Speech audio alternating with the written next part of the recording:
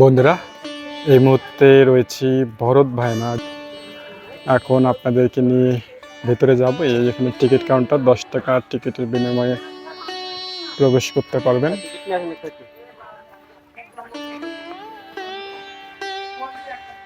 এটা হচ্ছে first look. এখানে এই ভরত ভায়না বৌদ্ধ মন্দির সম্পর্কে বিস্তারিত তথ্য দেওয়া রয়েছে।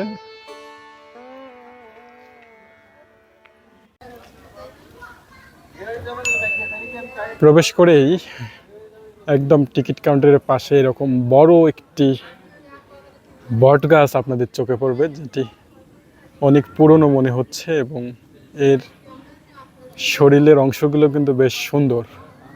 আর তার পাশে রয়েছে ভরত ভায়না বৌদ্ধ মন্দির, যেটি প্রায় 1800 বছরের পুরনো একটি মন্দির। পরবর্তীতে খনন করে এই অংশটি আবিষ্কার করা হয়েছে। যদি সিঁড়ি দিয়ে হাঁটেন, এই পাশটা একটা অফিস রয়েছে, আর এই পাশে রয়েছে তৃণভূমি, যেখানে শিশুরা রয়েছে। আর এই দিকটা দিয়ে একদম মাঝ বরাবর দিয়ে একটা সিঁড়ি দেখতে পাচ্ছেন, যেটি দিয়ে উপরে ওঠা যায়। আমি উপরে উঠে আরো সুন্দর করে দেখাবো, পাশাপাশি ইতিহাস আপনাদেরকে জানাবো। চলুন আপনাদেরকে নিয়ে এই সিঁড়ি ভেঙে ভেঙে উপরে উঠি। এখন খুব একটা উঁচু না, এটা পূর্বে আরও বেশি উঁচু ছিল। পরবর্তীতে ভূমিকম্প বা অন্য কোনো কারণে যেটা আরও নিচে নেমে গিয়েছে। পাশাপাশি এগুলো দিয়েও আপনারা উঠতে পারবেন। বৃষ্টি হওয়ার পরে এখন এর শরীরটা কিন্তু সবুজে সবুজময়, ঘাসে ছেয়ে গেছে পুরো অংশ জুড়ে।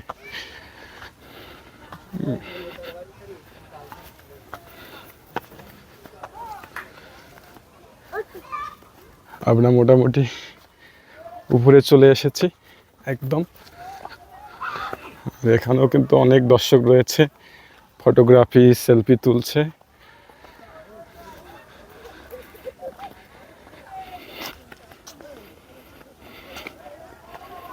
এই হচ্ছে টপ না, আর মানুষ ছবি তুলতেছে।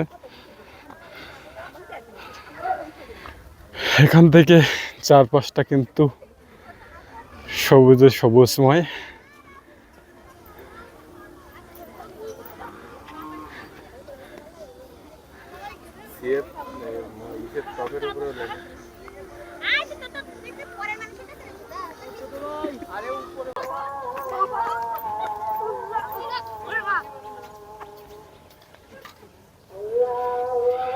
এই পাশটায় কিন্তু অনেকগুলো তালের গাছ দেখতে পাচ্ছি, মানে তালের গাছে ঘেরা।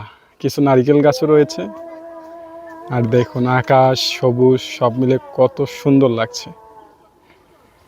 এখানটায় কিন্তু একটা বড় ধরনের গর্তের মতো রয়েছে, আর ওই দিক দিয়ে খনন কিন্তু এখনো শেষ হয়নি, মানে খনন কাজ স্থগিত করে দিয়েছে। আর এইরকম ইট, ছোট ছোট চিকন চিকন ইট, যেটা কিন্তু এইভাবে নেমে গিয়েছে।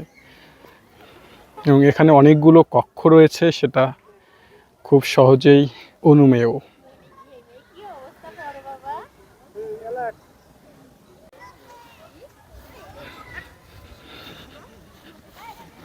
ঘাসের গালিচা বেয়ে এবার আপনাদেরকে নিয়ে নিচে নেমে যাচ্ছি। এই পাশ থেকে আপনাদেরকে এই ভরত রাজার দেউলটি দেখাতে চাই। এখানে অনেকটা খাদ রয়েছে, আর এই কিন্তু ওখানে টল রয়েছে। আর এত পর্যটক সবাই দাঁড়িয়ে ওখানে ছবি তুলছে, যে উপরটা সুন্দর করে দেখানো কঠিন। এখানে একটি বেল গাছ রয়েছে, সুন্দর ঘাসের গালিচা বেয়ে বেয়ে এই দিক দিয়ে আরেকটু রয়েছে, পাহাড় পাহাড় ফিল পাওয়া যাচ্ছে।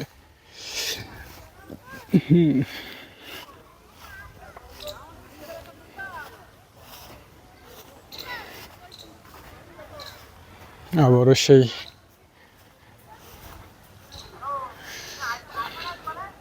বট গাছের দিকটায় চলে আসলাম।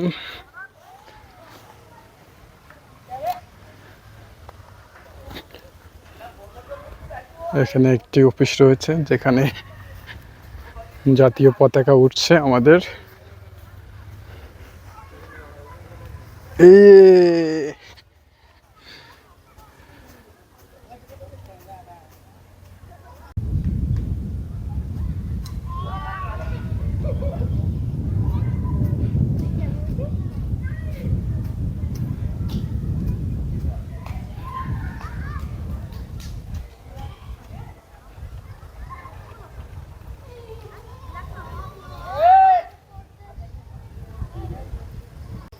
এই হচ্ছে বট গাছটি, দেখুন কতগুলো শাখা প্রশাখা রয়েছে, অনেক সুন্দর লাগছে। আর এই মনোরম বাতাস, সেটাও কিন্তু অনেক উপভোগ্য। ওই বোর্ডে এই দেউল সম্পর্কে কিছু তথ্য রয়েছে, চলুন আপনাদেরকে নিয়ে ওইখানটাও দেখিয়ে আনি।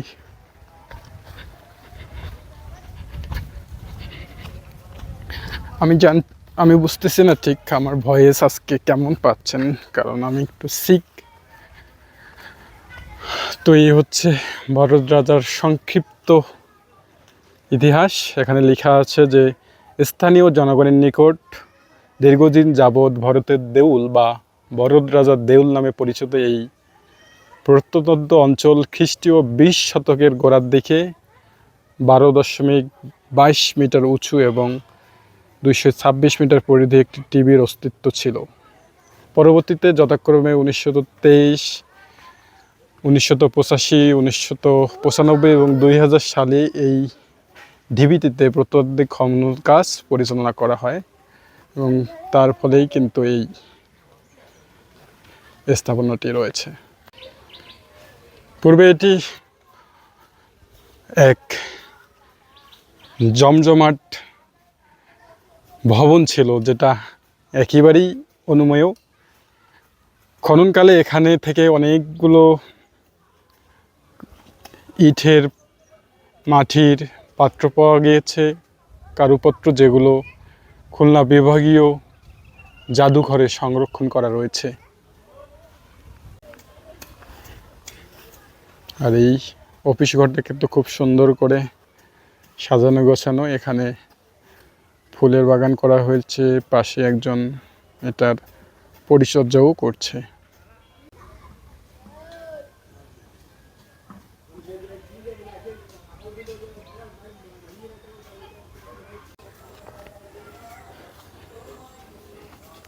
নিচটা কিন্তু চতুর্দিকে এরকম, আর এই পুরা প্রত্যন্ত অঞ্চলটি কিন্তু ফটোগ্রাফির জন্য স্বর্গরাজ্যে পরিণত হয়েছে। জাস্ট আকাশের রং আর এই ঘাসের গালিচাগুলো দেখুন, কত দৃষ্টিনন্দন।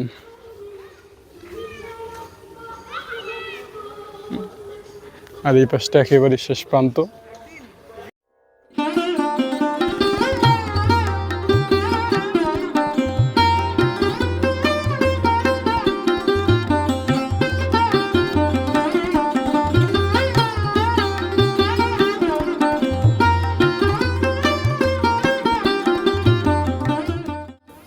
এই হচ্ছে নিচের আরেকটা অংশ, যেটাতে খনন কাজ হয়েছিল, এটা স্পষ্টই বোঝা যাচ্ছে। এই দিক দিয়েও কিন্তু একটা গর্তের মতো রয়েছে,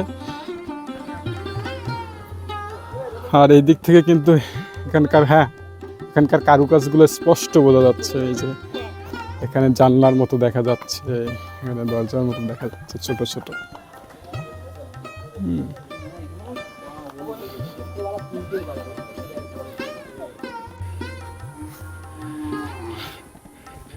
আপনাদের একেবারেই পশ্চিম পাশটা নিয়ে আসলাম। আসলে এর চারপাশটা ঠিক একই রকম দেখতে, এই রকম দেখতে। আর উপরটাতে কিন্তু প্রচুর মানুষ, যে কারণে আমি আর যাচ্ছি না। এই পাশটায় আর চতুর্দিকে কিন্তু এরকম সীমানা প্রাচীর করা রয়েছে। আর এই পাশে দেখেন মস্ত বড় একটা আম গাছ রয়েছে, ওই পাশে আরেকটা রয়েছে।